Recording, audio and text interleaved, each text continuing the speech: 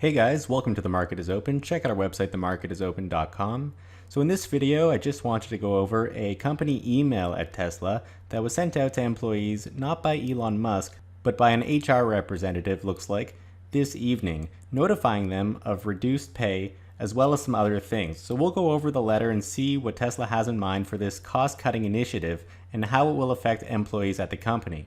But first, please subscribe by hitting the bell button to be notified of upcoming Tesla videos that we post on our channel. We'd also really appreciate your support on Patreon at patreon.com/themarketisopen, and we give a shout out to our supporters at the end of each video.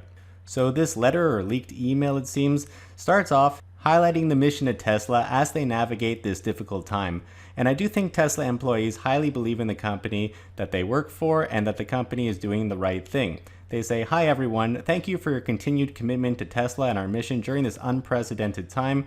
We know that the uncertainty has not been easy and we are doing everything we can to keep you safe and informed while also navigating the changes around the world."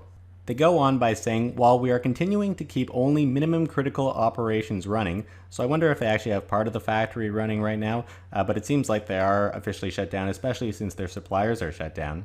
They say, "We expect to resume normal production at our US facilities on May 4th, barring any significant changes. Until that time, it is important that we take action to ensure we remain on track to achieve our long-term plans."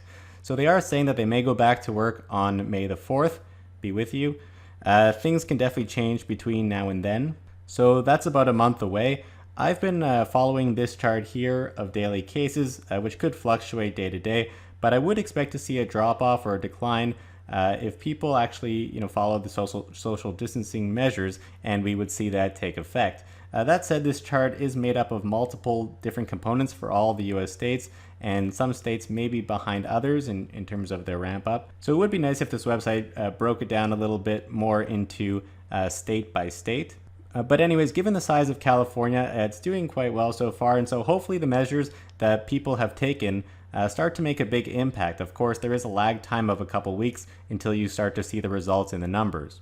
But given that Tesla's operations are mainly in California, then we would like to see some sort of stabilization so that Tesla employees can get back to work.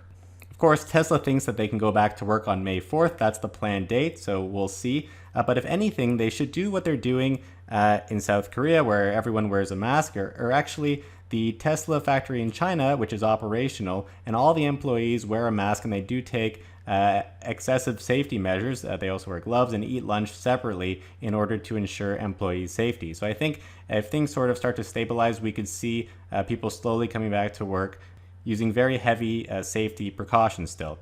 So at least China is online, which is helping Tesla out. It is a big part of their business. If you think about it, say General Motors has many plants around the world, and only the ones that are open are in certain specific countries. Whereas Tesla has about 50% of its production factories in China, technically. But I wouldn't say that China is booming or anything. They do need to ramp up as fast as possible to help the company and contribute to revenue. But I do think that they're still way below Tesla's overall production still. Even at peak production rate, they're only about 40% of what Tesla Fremont was capable of achieving, and that's the peak.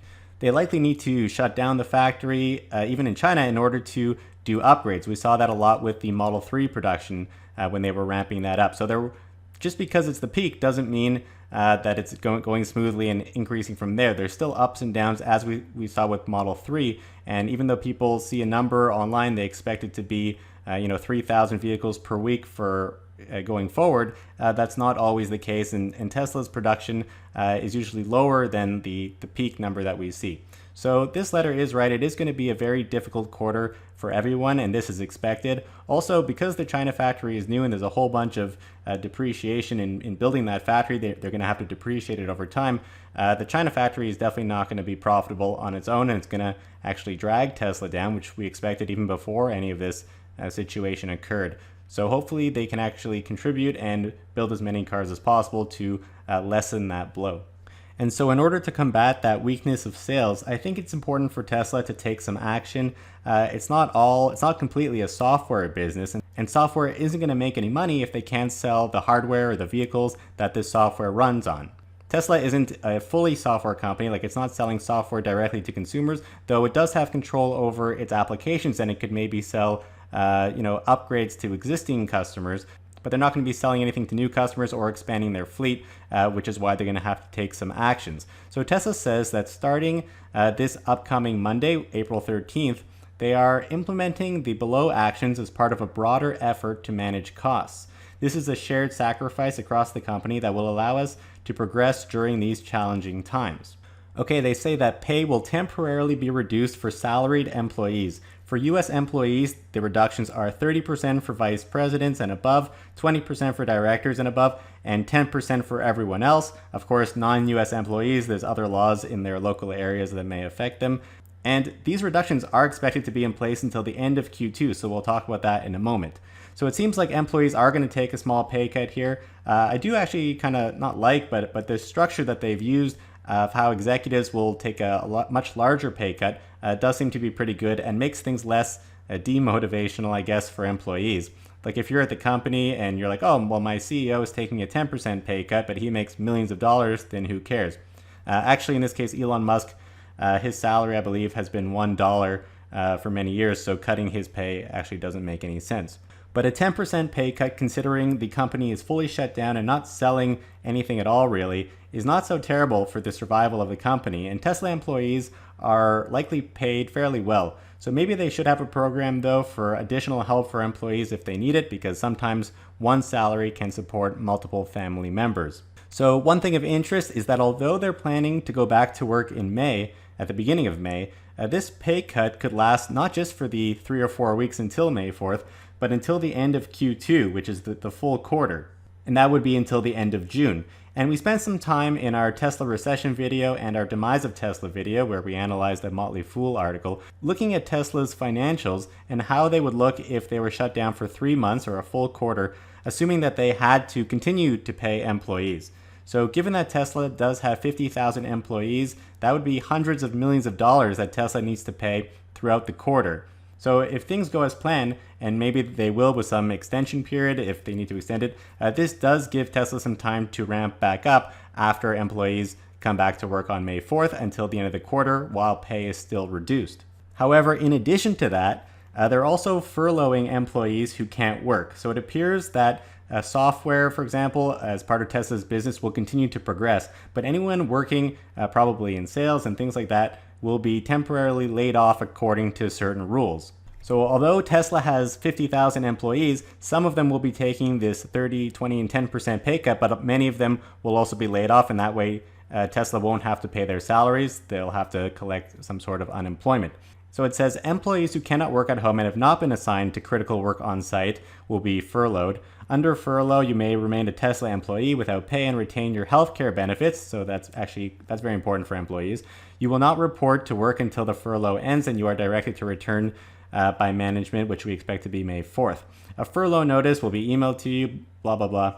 But for the vast majority of furloughed employees, unemployment benefits will be roughly equivalent to normal take-home pay.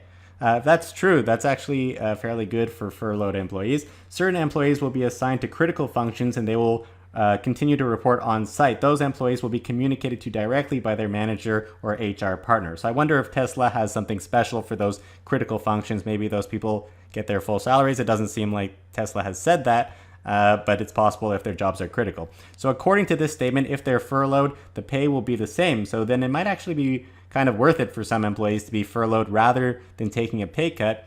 Plus, it's a prolonged vacation and they don't have to do any work over that time period. But I think overall this is necessary, and perhaps once Tesla is through this, they can recognize the hard work put in by employees over this time period and be able to give them a larger bonus or something in order to make up for it and do something nice for them. And that may be especially true given that Tesla is putting pay increases on hold and they're not giving out any bonuses at this time. Actually, I remember when I was working at a tech company, I think it was around 2008 during a recession, and everyone in the company had to take, I believe it was a 20 or 25% pay cut.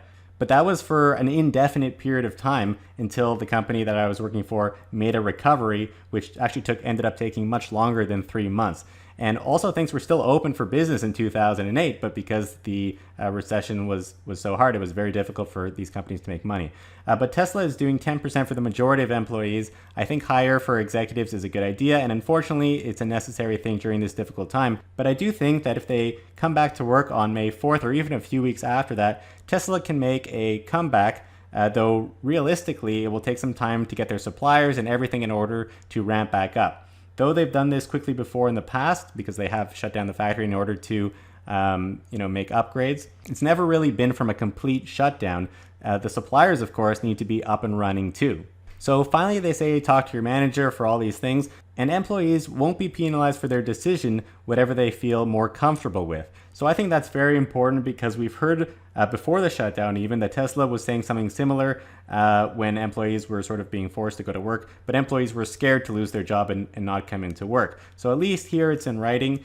That should put employees more at ease, a little bit more at ease. So overall, this isn't really great news if you're an employee, but when your company is not producing anything and it's completely shut down, even the software actually makes no money if they can't sell vehicles, and that's different than other software companies which can still sell software, then Tesla does need to take some of these measures.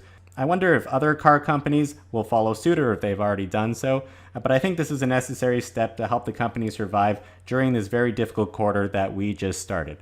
Alright guys, I hope you enjoyed this video. Please subscribe to our YouTube channel by hitting the bell button and being notified of upcoming Tesla videos. Smash the like button to help support this video. And please check out our Patreon at patreon.com/themarketisopen. We'd really appreciate your support, and we're giving shoutouts to all our patrons at the end of each video. Thanks so much for watching.